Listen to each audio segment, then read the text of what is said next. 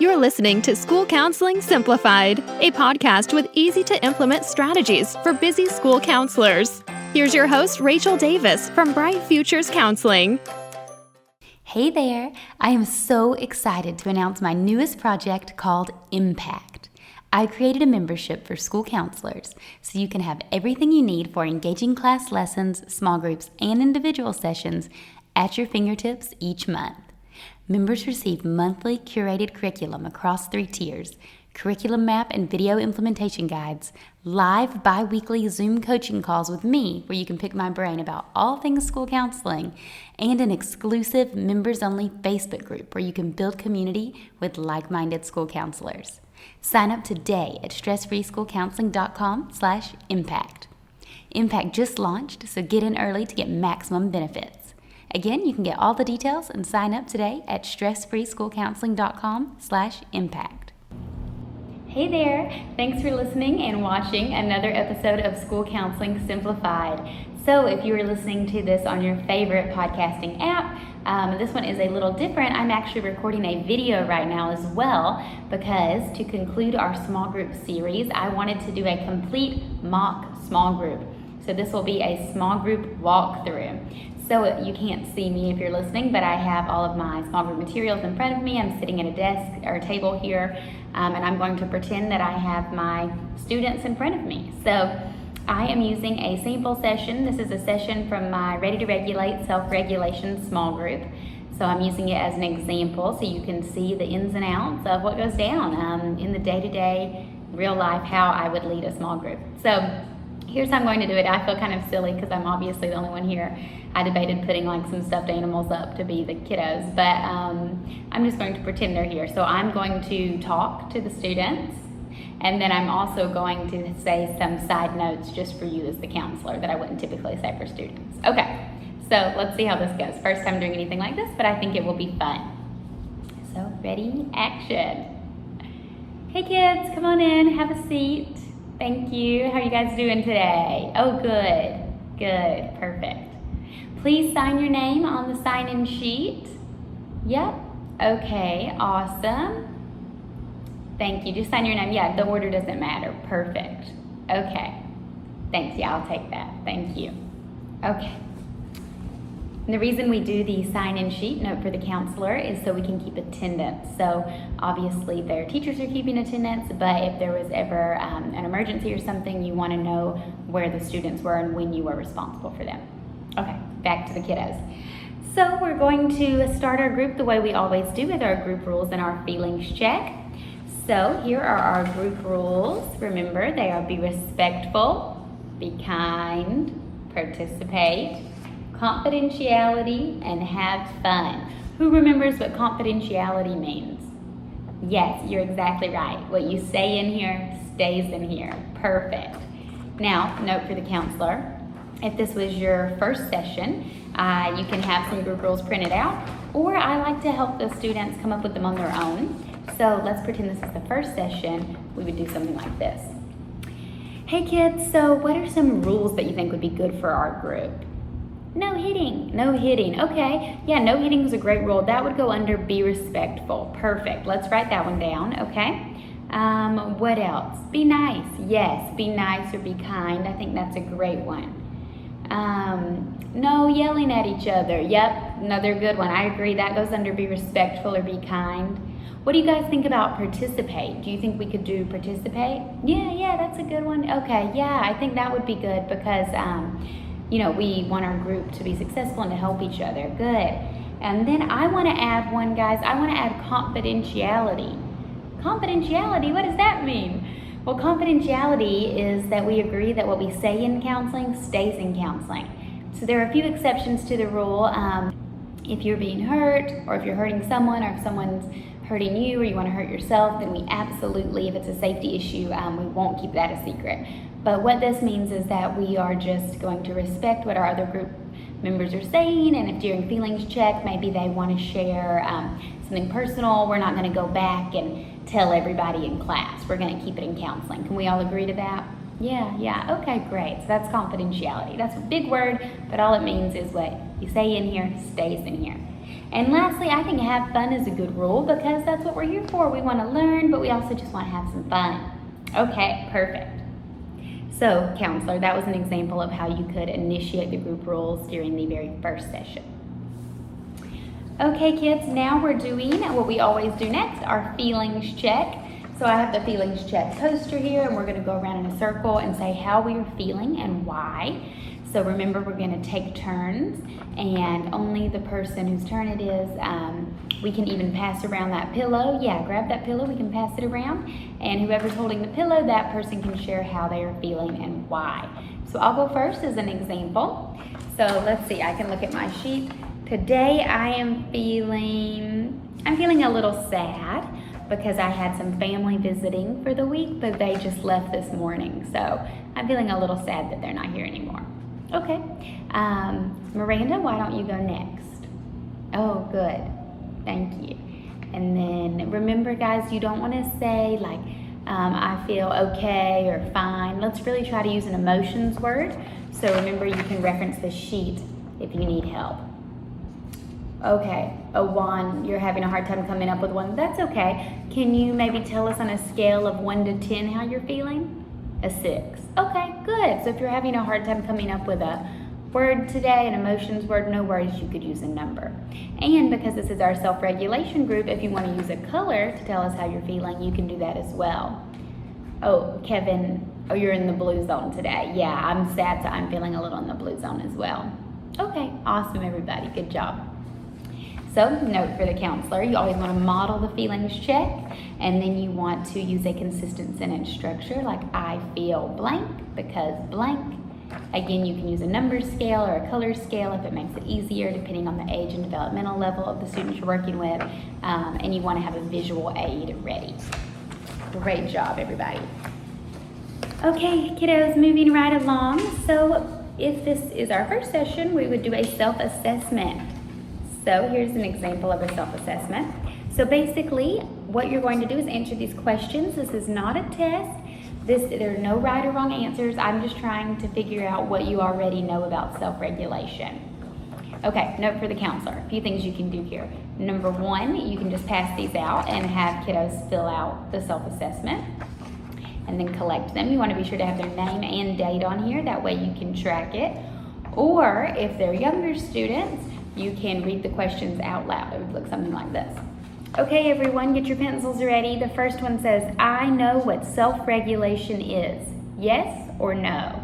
So if you know what self-regulation is, you can circle the yes. If you're not sure, you can circle the no. Oh, Miss Rachel, I think I might know what it is. Is there a maybe? If you think you're a maybe, you can circle that middle or, the word or. So yes, if you know what it is, no if you don't. And or if maybe you kind of know or you're not sure, but try to use yes or no. And remember, guys, there's no right or wrong answer. You're not getting a grade on this. I'm just trying to figure out what we know. But we haven't even done the group yet, so you might have a lot of no's, and that's okay. Okay, so for the counselors, another thing you could do here is have the students come over one by one. So you could save the self-assessment for later in the group when they're doing some independent work, maybe like they're journaling, and then you could bring them over one by one and kind of in an interview style ask them the questions. So those are the few options for implementing the self-assessment. Okay, kids, moving right along. So because this is our self-regulation group, I'm going to review our posters. So we might have these on the wall. But remember, these are our self-regulation posters. So it says here, the blue zone is when you're sad, sick, tired, or bored. Green zone, you're feeling calm, happy, focused, ready to learn. Who remembers yellow zone? Yep, silly, confused, excited, yep, good one, nervous. Any of those, losing some control, you're exactly right. And who remembers red zone? Yeah, angry, mad, scared, or upset. Good job, guys. And remember, these are the different feelings that you might do or the actions you might do when you're feeling that way. So you might cry or laugh. Maybe you're wiggling or losing control. And red zone, maybe you're hitting or yelling. Good. So we'll leave these up for review so you can reference them. Okay, and remember what we're trying to do with self-regulation is we're trying to get back to the green zone. So if we're feeling blue, yellow, or red, we're always trying to get back to feeling green. And we can do that using a few different things, like getting fresh air, asking for a break, taking deep breaths, go for a walk. Yep, that's a good one. Yep, talking to a friend, great one. So remember guys, we're always trying to get back to that green zone. Okay, so those are introductory posters. Note for the counselor, you have an outline hopefully with your ASCA mindsets and behaviors. You'll have a learning objective. So today's objective, we want our students to identify triggers and associate feelings with physical sensations in their bodies. And then we have an outline here of what to do. So we already did our feelings check and group rules, we reviewed our posters. Now we're moving right along into the activities. So today guys, the topic is triggers. So triggers are places, people, or things that cause you to feel upset. By identifying our triggers, we can come up with a plan to help us stay calm. So I want you to think about what moves you out of the green zone and into yellow or red. Those are your triggers. Didn't anyone have an example? When your brother pinches you. Yes, if your brother is pinching you or being mean to you, that could trigger you to move to the red zone, right?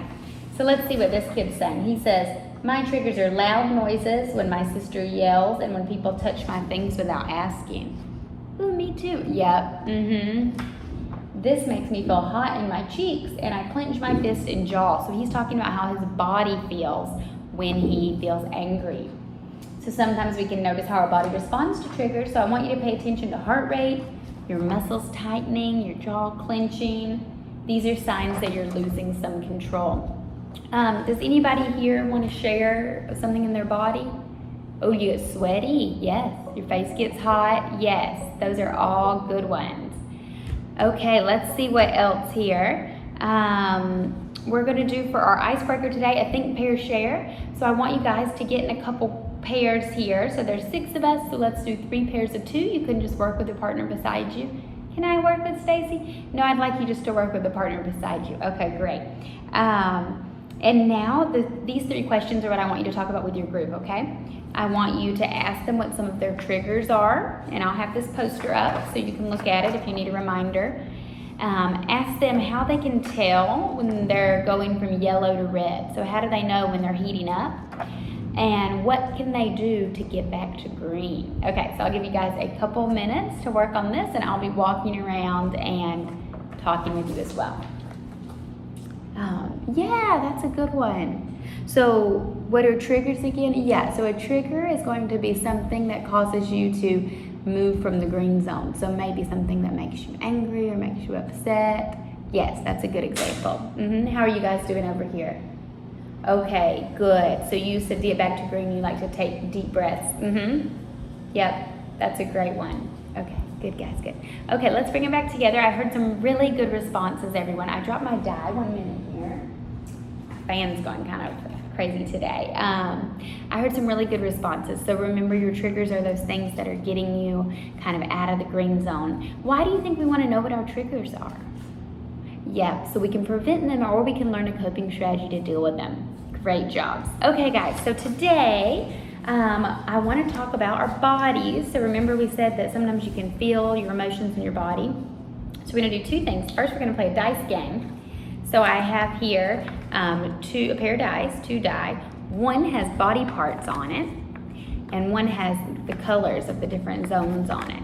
So we're going to roll each one, and then based on your combination, you're going to talk about a time you felt that way. So for example, if I roll a green, and then I roll a stomach, how does my stomach feel in the green zone? Well, when I'm in the green zone, I'm usually feeling very calm, so my stomach just probably feels normal. It's probably no butterflies, just kind of relaxed and fine. Okay, so let's play. Let's start. We'll start over here because we started over here with feelings check. So we'll start on the left, and then we'll work our way around. Okay, so you can go ahead and start, Brianna.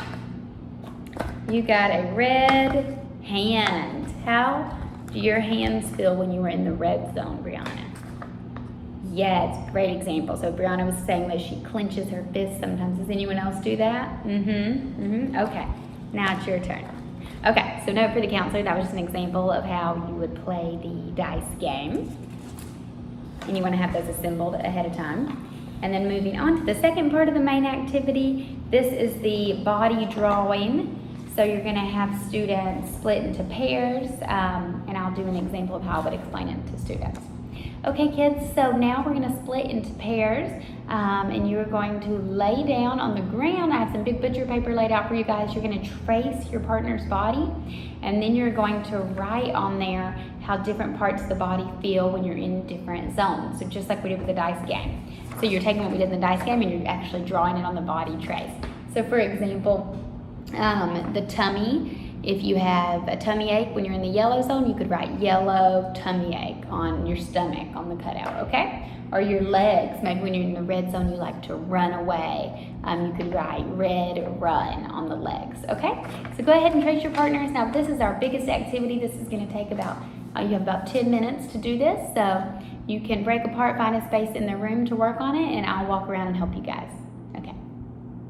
Okay, note to the counselors, then we would bring it back. And then to wrap it all up for this group session, they're going to do a journal reflection. Okay guys, go ahead and come back. Thank you, good.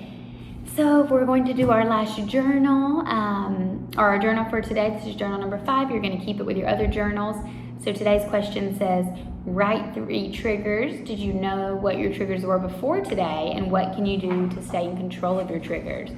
So remember that you can look at that triggers poster, or if you have any questions, I'll be walking around, okay? And then don't forget at the bottom of your journal to go ahead and write the color that you're feeling.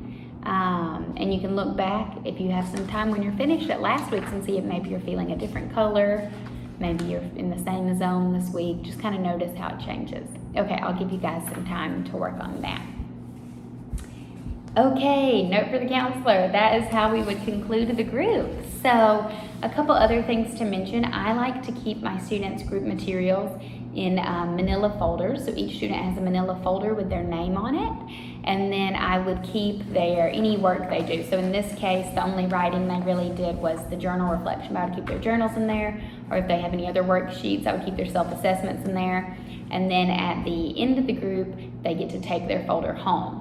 Another fun thing I like to do for the little ones is use stickers as a progress monitoring tool. So each time they come to group, they get a sticker and they can put it on the front of their folder. And then at the conclusion of the group, they'll have like 6 or 8 stickers. So this is kind of an incentive for attendance and just a fun way for them to see how many sessions they have left, because we want to kind of give them like a preview of the closure, so it's not really a surprise when group ends. So, oh, we have 8 sessions. Look, you already have 6 stickers, 2 more to go. So then when group is concluded, they can take that folder home, show their parents what they've been working on, and review any materials with them. Okay, so that was my mock group. I hope you found it helpful. I think the video will be helpful. I really hope it's not too weird on audio with my fake kid voices. But I just wanted to give you a sample of like a day in the life, especially if you are a intern or out of grad school, or maybe you've been a counselor for a while but you don't do very many groups. I want you to know that they can be casual and comfortable and fun, and that's all there is to it pretty much. So let me know if you have any questions in the DMs. If you like this style of instruction, if you like videos kind of explaining what to do, then I think you're totally going to love Impact. So remember, that's my new school counseling membership program. That's where I'm giving you resources each month. So every month you would get like a small group, at least one small group, class lessons and individual activities. But I'm also giving you video implementation guides. Those are like screen shares on walking through each page saying how to implement it.